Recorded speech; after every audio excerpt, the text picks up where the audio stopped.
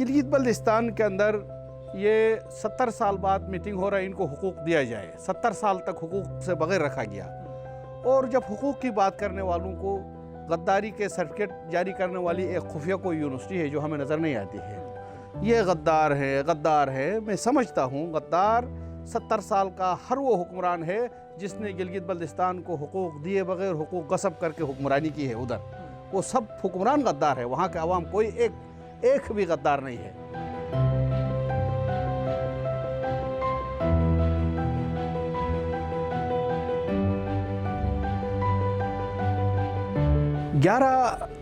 अगस्त 2011 को हुंजा के अंदर एक पुरअमन मुजाहिरा था। वो हुकूमत ने जो अताबाद झील के मुतासरीन को कुछ इमदादी रकूम दी थी, उस इमदादी रकूम के जो चेक जाली निकले थे, 35 लोगों को 1 रुपये भी नहीं मिले थे, बाकी किसी को थोड़ा थोड़ा मिला।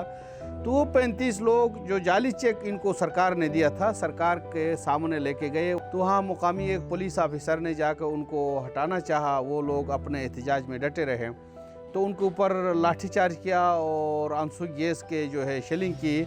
फिर उन पर आतिशीन असले से बराह रास्त गोलियाँ चलाई, जिसमें एक 22 साला नौजवान और उसका बाप शेरुल्लाह और शेर अफजल, दोनों बाप बेटे थे। ये दोनों वहाँ मौके पे फौत हो गए, 5 लोग ज़ख्म हो गए। इस तरह से पुलिस ने लोगों को मारा। तो वहाँ जितने लोग थे इन्होंने जाके थाना जलाया। मैं उसी दौरान और डिस्ट्रिक्ट है जो इस वक्त है डिस्ट्रिक्ट नगर, उसमें रकपोशी गुलमत के मुकाम पे एक अवामी इज्तिमा में जिसमें 1000 से ज़ायद लोग थे, स्टेज पे बैठा हुआ था।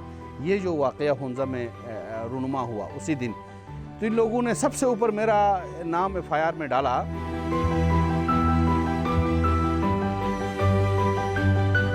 एक बार तो 2012 27 अप्रैल और 28 अप्रैल के दरमियानी शब मुझे अपने बारक से निकाला गया और मेरे ऊपर तशद्दुद किया गया। उसमें निजी जो ये रेंजर्स FC और साथ साथ इनके साथ मुकामी पुलिस, इस तरह के लोग थे। इन लोगों ने बग़ैर किसी में कोई जेल भागने वालों पर भी इस तरह तशद्दुद किया गया। ये मेरे कोई क्रैक्स आ गए अंगुलियों में राइफ़ल के बटू से, डंडू से।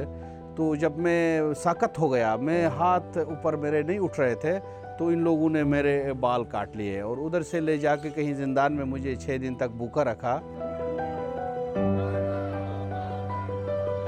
हमारे लिए तवील धरना हुआ गिलगित बल्तिस्तान में। उस धरने के फेवर में करीब डिस्ट्रिक्ट है नगर, वहाँ धरने हो गए, डिस्ट्रिक्ट गज़र में धरने हो गए, गिलगित में धरने हो गए, सिकरदो में धरने हो गए। गिलगित बल्तिस्तान के अवाम का एक मजमूई तौर पर अमूमी बहुत ही ज़बरदस्त दबाव के नतीजे में हुकूमत ने मुआहिदा किया वहाँ के धरने के मुतासरीन के साथ, हम इनको रहा करेंगे, आप अपना धरना ख़त्म करें।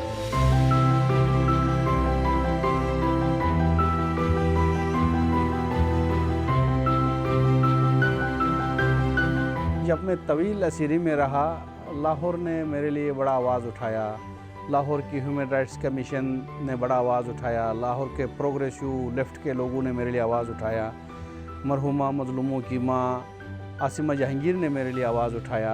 मैं इधर आसिमा के इधर ताज़ियत करूं, उनके फैमिली से मिलूं और साथ साथ उन लोगों का शुक्रिया अदा करूं जिन जिन लोगों ने मेरे लिए आवाज़ उठाई है। जो मेरे साथ जुल्म हुआ था, उस जुल्म के ख़िलाफ़ इन लोगों ने ऐवानों तक, इन लोगों ने प्रेस क्लबों पे, सेमिनार्स के शक्ल में, प्रेस कॉन्फ्रेंस के शक्ल में, रिपोर्ट्स की शक्ल में आवाज़ उठाए, मैं उनका शुक्रिया अदा कर सकूँ।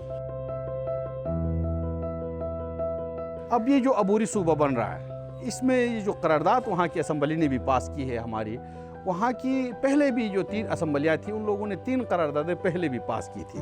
अब भी एक करारदाद इन लोगों ने पास की है। उस करारदाद के अंदर बहुत सारे सिकम हैं। अब उसके अंदर इन लोगों ने NFC अवार्ड में कितना % मिलेगा कोई जिक्र नहीं है। सेनेट में कितने मेंबर लेंगे, वो बराबरी की नुमाइंदगी दी जाएगी गिलगित बल्तिस्तान को। कौमी असम्बली में कितने मेंबर लिए जाएंगे, या ये कोई ऐसा सेटअप दे रहे हैं, ये कोई अब तक वाज़ा नहीं है। जब CPEC शुरू हो रहे गिलगित बल्तिस्तान से रास्ता है दाखिली, गिलगित बल्तिस्तान के लिए 1 रुपये का मंसूबा नहीं रखा गया था। अब भी आप मुझे उठा के दिखाएं, गिलगित बल्तिस्तान के लिए सी पैक के अंदर 1 रुपये का मंसूबा नहीं रखा गया है। सी पैक से तरक्की होगी, लेकिन गिलगित बल्तिस्तान के लिए जिस तरह उन लोगों ने वहाँ चाइना से कर्ज़ा लाया था, कोई 50 अरब डॉलर का या इसके आसपास, इसमें गिलगित बल्तिस्तान में इन लोगों ने कोई बड़ा बिजली घर नहीं बनाया ताकि लोगों को रोशनियाँ दी जा सके, लोगों को उनके पकाने के, उनके गर्म रहने के मामलात हो और जंगल का कटाव बच जाए। कई एक सियासी कारकुनों के ऊपर बगावत के मुकदमात हैं और इनके ऊपर दहशतगर्दी एक्ट के तहत शेड्यूल 4 में डाला जाता है और इनको तमाम को शेड्यूल 4 से निकाला जाए और इनके ऊपर जो दर्ज बगावत के मुकदमात हैं उनको ख़त्म किए जाए और वहाँ पे इंसानी हुकूक़ के काम करने की मुकम्मल इज़हार राय की आज़ादी होनी चाहिए। यह हमारा मुतालिबा है और इसके लिए हम जदोजहद कर रहे हैं। इसमें जितने भी मुश्किलात आए, हमारी जदोजहद जारी रहेगी।